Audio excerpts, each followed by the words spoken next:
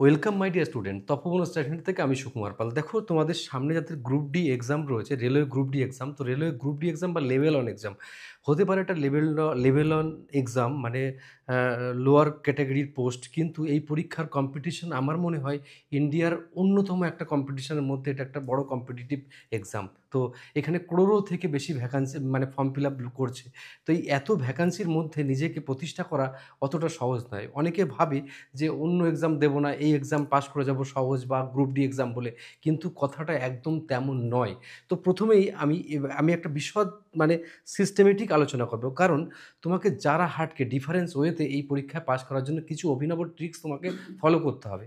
না হলে আর পাঁচজনের মতো তুমি যদি চিন্তা করো, তাহলে এই চাকরি তোমার নামে লেখা থাকবে না।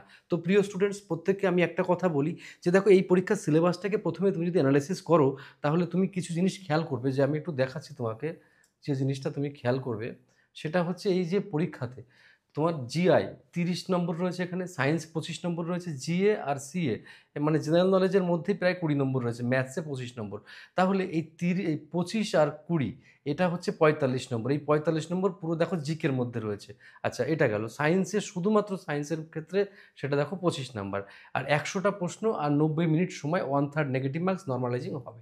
তো এখন যে আর একটা সিঙ্গেল এক্সাম, তাহলে এই পরীক্ষায় পাস করার জন্য কিছু এক্সট্রা চিন্তা করতে হবে। আজকে তোমাদের সঙ্গে যে বিষয়ে আমার আলোচনা, সেটা হচ্ছে যে আমি কিভাবে এই টোটাল সিলেবাস সম্পর্কে আইডিয়া নেব, এবং বিশেষ করে সায়েন্সটা কিভাবে পড়বো, এবং সায়েন্সের একটা চ্যাপ্টার নিয়ে আমি এখানে আলোচনা করেছি একদম শেষে।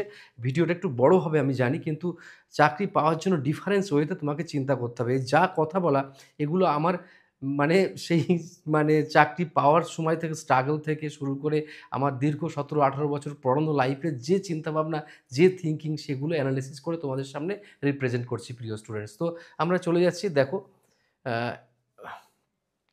আমি প্রথমেই তোমাদের সঙ্গে যে বিষয়টা নিয়ে কথা বলতে চাইবো, সেটা হচ্ছে সায়েন্সটা নিয়েই আমি তোমাদের সঙ্গে চর্চা করবো, কারণ 25টা নম্বর। আর অনেকে হয়তো ভাবে যে এই সায়েন্সটা হয়তো গ্রুপ ডি সায়েন্স সহজ, কিন্তু আমি তোমাদেরকে বলছি, junior engineer, senior section engineer, loco pilot, technician, এর থেকে কঠিন এক্সাম কিন্তু এই group D exam. As per মানে আরআরবি সিস্টেম, এটা কিন্তু কঠিন কোশ্চেন করে। আমি জানি না এই যারা কোশ্চেন সেট করে তারা কি চিন্তা করে।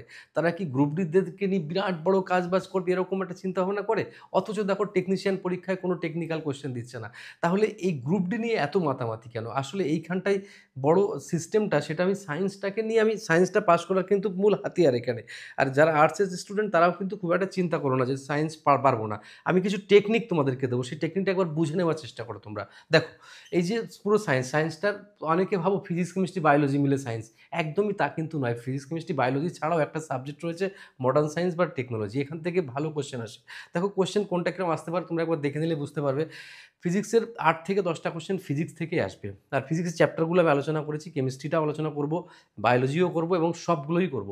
তো কেমিস্ট্রিতে দেখো 5 থেকে 6টা কোশ্চেন আসতে পারে, আর বায়োলজিতে 5 থেকে 6টা। রেস্ট বাকি যেগুলো কিন্তু এখান থেকে আসবে। এখান থেকে বড় একটা অংশের কোশ্চেন আসার সম্ভাবনা আছে। তো প্রথমেই আমি তোমাদের একটুখানি জানিয়ে দেবো যে এর মধ্যে কী বিষয় তোমাদের কাছে এটা নতুন লাগছে। এটা দেখো, এটা নতুন লাগার কোনো কায়দা নেই। এখানে দেখো, তোমাদের যে মানে মডার্ন ফিজিক্সের মধ্যে যে অংশটা, এনার্জি, কনভেনশনাল, চিরচারিত শক্তি, অচিরচারিত শক্তি, বা বিভিন্ন এনার্জি সংক্রান্ত কোশ্চেন এখান থেকে 2-1টা আসবে। তাছাড়া স্পেস সায়েন্স, মানে স্পেস সায়েন্স, স্পেস আমাদের যে মানে মহাকাশ বিজ্ঞানের যে সব দৃষ্টান্তমূলক কিছু ঘটছে, সেগুলো নিয়েও 2-1টা কোশ্চেন এখানে আসবে। তাছাড়া ডিফেন্সের মধ্যে অনেক সায়েন্স অ্যান্ড টেকনোলজি, বিভিন্ন রকমের মিসাইল, স্যাটেলাইট, অনেক কিছু উৎক্ষেপণ হয়, সেই সব ব্যাপারে কিন্তু ডিটেলস পড়তে হবে। আইটি লিটারেসি, দ্যাট ইজ মানে সায়েন্সের মধ্যে যে একটা মানে একটা পার্ট এখানে ঢোকানো আছে, সেটা হচ্ছে যে আইটি মানে ইনফরমেশন টেকনোলজি, বা তোমার মনে করো কম্পিউটার সায়েন্সের বেসিক, এটা কিন্তু জানতে হবে তোমার এই পরীক্ষার জন্য। কিন্তু সিলেবাসে কোথাও লেখা নেই, বাট আসবে পরীক্ষাতে। ইলেকট্রনিক্সের বেসিকটা, তোমার কন্ডাক্টর কী, সেমি কন্ডাক্টর কী, ইনসুলেটর কী, সেই সবগুলো কী, সেসব আসবে। তুই একটা এক্সাম্পল দেবে, কার্বন কিসের এক্সাম্পল, কার্বন সেমি কন্ডাক্টর না কন্ডাক্টর না, কি এসব মানে, বা নিচের কোনটি মানে সেমি কন্ডাক্টর নয়, নিচের কোনটি কী, সবগুলো নিয়ে কিন্তু কোশ্চেন আসবে। তাহলে এই পার্টটা মোটামুটি বোঝানো গেল। এরও ডিটেলিং করবো আমি, জাস্ট ওয়েট। এগুলোর আসলে সিস্টেম সম্পর্কে না জানলে, একটা গাইডলাইন প্রপার না হলে, এই চাকরি পাওয়াটা কিন্তু অধরা থেকে যাবে। আমি এবার চলে আসি, ফিজিক্সে চলে আসবো, কারণ ফিজিক্স অনেকের কাছে অনেকটা টাফ মনে হয়। আমি সাইডে সরিয়ে দিচ্ছি। দেখো, ইম্পর্ট্যান্ট টপিকস ফিজিক্স নিয়ে আমি এবার কিছু কথা তোমাদের সামনে শেয়ার করি। দেখো ফিজিক্সের ইম্পর্ট্যান্ট টপিক্সের মধ্যে আমি যেগুলো লিখেছি এর মধ্যেই ইম্পর্ট্যান্ট আছে, সেগুলো তোমাদেরকে বলবো। দেখো, প্রথমে রয়েছে ম্যাটার, পদার্থের বিভিন্ন অবস্থা, কি কি অবস্থায় পদার্থ থাকতে পারে, কঠিন, তরল, বায়বীয় বা প্লাজমা। এখানে একটা কথা আছে যে প্লাজমা বা মানে বোস আইনস্টাইন সিস্টেম, সেটাতে কিন্তু সেইগুলো কিন্তু সিলেবাসে নেই। এবার এখানে প্রকাণ্ডভাবে সিলেবাস অথেন্টিকভাবে পড়াশুনো করতে হবে। এখানে এখানে সিলেবাস মেনে এবং সিলেবাসের মধ্যে কতটুকু পড়তে হবে তার জন্য আমি একটা চ্যাপ্টার নিয়ে ডিসকাস করবো আজকে। করার পরে তুমি বুঝতে পারবে সেই চ্যাপ্টারে আসলে খুব বেশি পড়তে হয় না, আবার খুব কমও পড়তে হয় না। কোন বিষয়গুলো ক্রিম, সেই ক্রিমগুলোকে খুঁজে তোমাকে বের করতে হবে। তো দেখা যাক, চলো, যে অ্যাটমস অ্যান্ড মলিকুল, এটা কেমিস্ট্রির মধ্যেও পড়ে, ফিজিক্সের মধ্যে পড়ে, কিন্তু কোশ্চেন এখানে আসে। বা অ্যাটমিক স্ট্রাকচার, যেটা কেমিস্ট্রির মধ্যে পড়ে, কিন্তু এখানেও কোশ্চেন আসে। মোশন মানে গতি, নিউটনের সূত্রপুত্র সব এর মধ্যে রয়েছে। ফোর্স মানে বল, এখানেও কিন্তু অনেক মানে সিস্টেম তোমার কাজে লাগবে, কোনটা কী ধরনের বল সেগুলো তোমার এখানে আসবে। গ্র্যাভিটেশন কী, কেন, মানে সেগুলো নিয়ে এখান থেকে, এখানে অঙ্ক আসে এর মধ্যে থেকে, এই চ্যাপ্টার থেকে ম্যাথস আসবে, আর এই চ্যাপ্টার থেকে ম্যাথ আসতে পারে। তারপরে ওয়ার্ক ফর এনার্জি থেকে একটা ম্যাথস আসতে পারে, ঠিক আছে, কার্যক্ষমতা শক্তি, ঠিক আছে। তারপর দেখো সাউন্ড, অ্যাকুস্টিক, সাউন্ডকে অ্যাকুস্টিক বা শব্দবিজ্ঞান বলে। লাইট চ্যাপ্টার, ইলেকট্রিসিটি, ম্যাগনেটিজম, এই মেন চ্যাপ্টার হচ্ছে এই ফিজিক্সের। দেখো আমি 7 থেকে 8টা কোশ্চেন যেটা এখান থেকে আসবে বললাম, কিন্তু কোনো একটা চ্যাপ্টার থেকে 2টো কোশ্চেন দিতে পারে, কোনো চ্যাপ্টার থেকে নাও দিতে পারে, কোনো কোশ্চেন থেকে 3টে কোশ্চেনও দিতে পারে।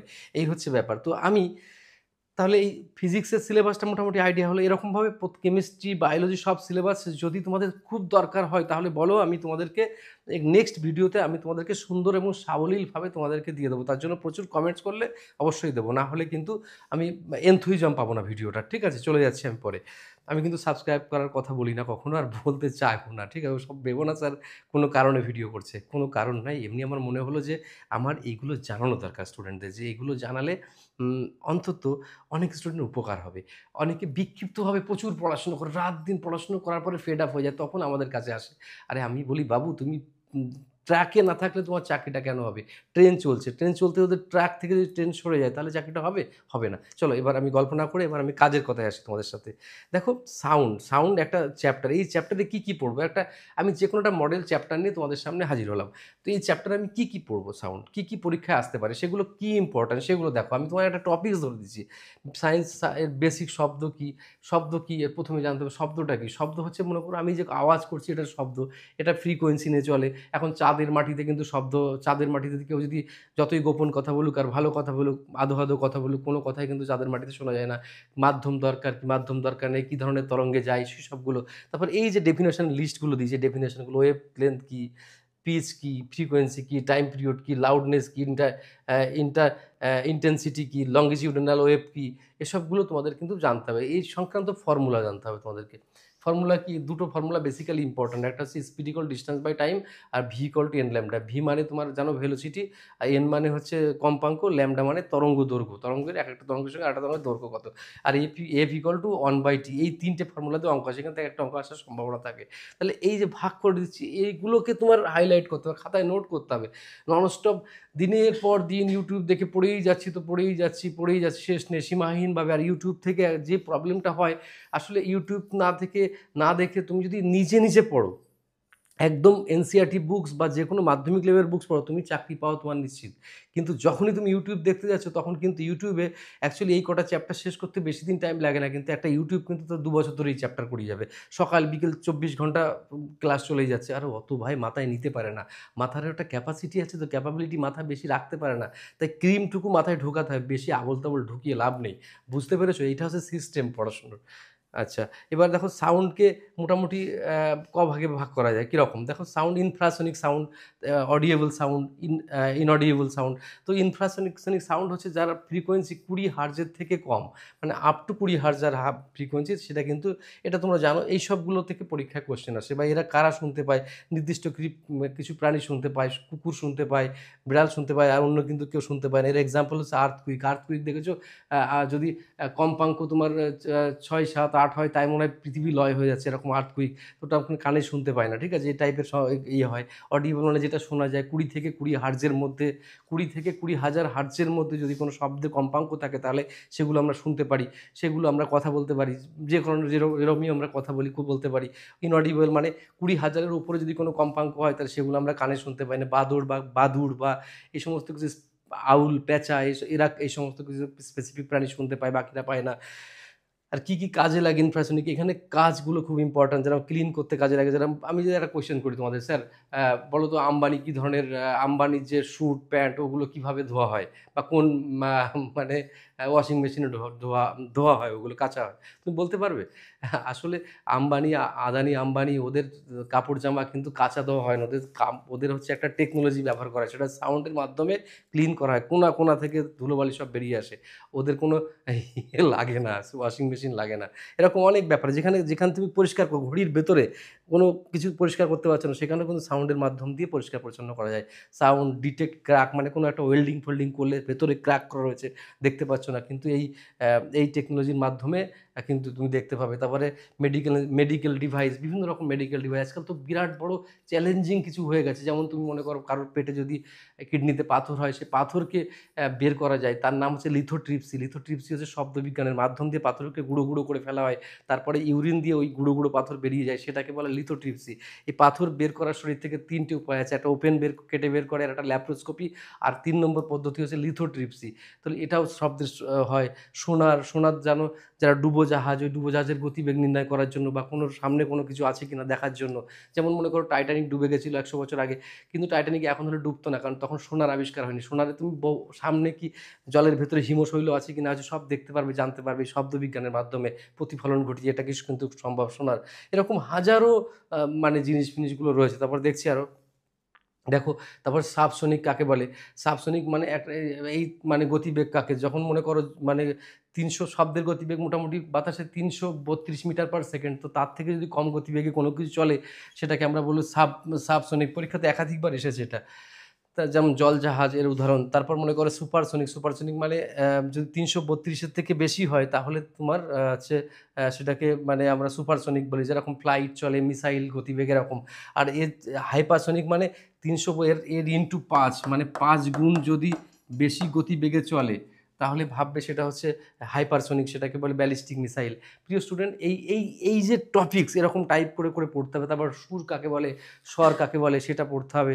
তারপর মানে মেয়েদের গলার স্বর মোটা না সরু, সেটা পড়তে হবে। তারপরে তোমার এই যে মানে পিজো ইলেকট্রিক ইফেক্ট কী, মানে এই সমস্তগুলো কিন্তু এখানে ইম্পর্ট্যান্ট। তো এইগুলো যদি পড়ো আর ২-৪টা অঙ্ক করো, চ্যাপ্টার কমপ্লিট।